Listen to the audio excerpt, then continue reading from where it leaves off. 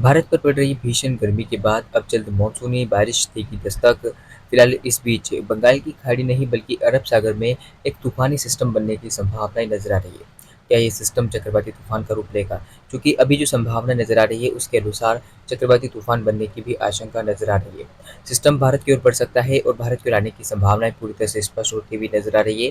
हालांकि सिस्टम कब तक बनेगा, किस इंटेंसिटी के साथ ये आगे बढ़ेगा और किस तरह से ये भारत को प्रभावित कर सकता है, आइए जानते हैं इस वीडियो में। आप सभी से एक अनुरोध रहेगा, वीडियो को लाइक करना ना भूलें, चैनल को सब्सक्राइब भी कीजिएगा और बेल आइकन ऑन करें ताकि आपके पास मानसून और मौसम से जुड़े हुए सभी अपडेट जो है समय अनुसार पहुंच जाए।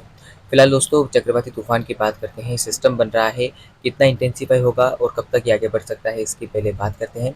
अरब सागर में बनने वाले इस सिस्टम को लेकर छोटी सी जानकारी आपको दे दूं कि यहाँ पर पूरी तरह से सुनिश्चित नहीं है, स्पष्ट नहीं है और ये कहना जल्दबाजी होगी कि यहाँ पर कोई चक्रवाती तूफान बने और रूल आउट भी नहीं किया जा सकता क्योंकि समुद्र का तापमान और मानसून की हवाएं लगातार मिल रही है, तो हो सकता है यहाँ पर सिस्टम भी बन जाए। हालांकि ईसीएमडब्ल्यू मॉडल ऐसा दिखा रहे हैं कि यहाँ पर एक सिस्टम बनेगा जो चक्रवात का रूप ले सकता है या डिप्रेशन या लो प्रेशर एरिया बन सकता है।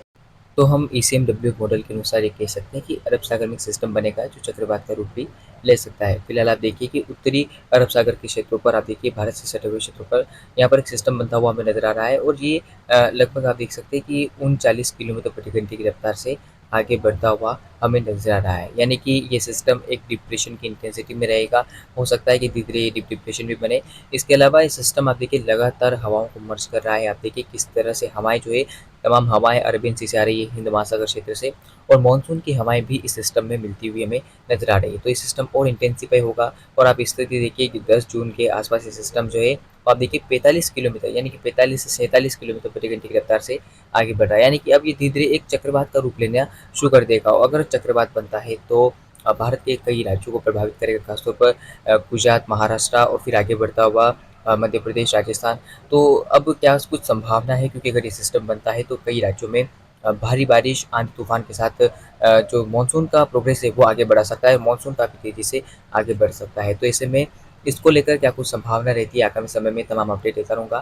फिलहाल इसके आगे प्रोग्रेस की बात करते हैं कि आगे ये किस दिशा में आगे बढ़ेगा, किस इंटेंसिटी में रहेगा।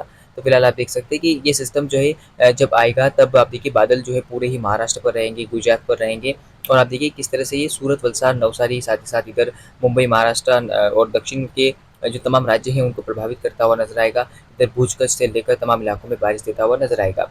इसके अलावा 11 जून की शाम तक आप ये सिस्टम देख सकते हैं किस तरह से पूरी तरह से गुजरात की तटीय इलाकों के आसपास लैंडफॉल की प्रक्रिया को शुरू कर देगा, टकराना शुरू हो जाएगा और उम्मीद और संभावनाओं के मुताबिक ये संभावना है कि लगभग आप देखिए 50 किलोमीटर प्रति घंटे की रफ्तार से हवाएं चलने की संभावना है। यानी कि अगर हम देखें तो 45 से 50 या फिर 55 किलोमीटर प्रति घंटे की रफ्तार से भी ये सिस्टम आगे बढ़ सकता है। तो इसको लेकर कुछ भी रूल आउट नहीं किया जा सकता। मेरी नज़र लगातार इस सिस्टम पर बनी रहेगी क्योंकि अगर ये सिस्टम बनता है तो कहीं ना कहीं भारत को फ़ायदा भी है और नुकसान भी है।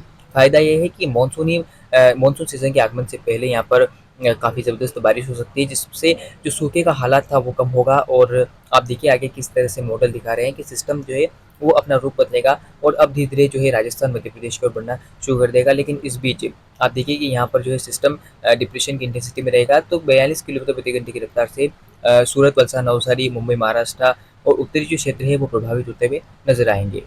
तो अरब सागर में बनने वाले इस सिस्टम को लेकर हमने जानकारी प्राप्त की। सिस्टम लो प्रेशर बन सकता है, डिप्रेशन बन सकता है, साइक्लोनिक स्टॉर्म या फिर साइक्लोन बन सकता है। तो इस समय जो भी आगे कुछ इसके अंदर प्रोग्रेस होती है या बनने की संभावना रहती है, मैं आपको समय अनुसार अपडेट देता रहूँगा। इस बीच मानसून की स्थिति को मैं आपको दिखा देता हूँ कि मानसून ने कल प्रोग्रेस किया है और मानसून कल लगातार आगे बढ़ता हुआ आंध्र प्रदेश तक पहुंचने में सक्षम रहा है और अब जल्द ही मानसून आगे बढ़ेगा और भारत के कई राज्यों में काफ़ी ज़बरदस्त बारिश देगा। बंगाल की खाड़ी भी सक्रिय होती हुई हमें नजर आ रही है और अरेबियन सी से लगातार इस सिस्टम में हवाएं चलेगी तो ये सिस्टम हो सकता है कि इंटेंसिफाई हो जाए। फिलहाल इस वीडियो में इतना ही, लगातार चैनल पर बने रहें। धन्यवाद।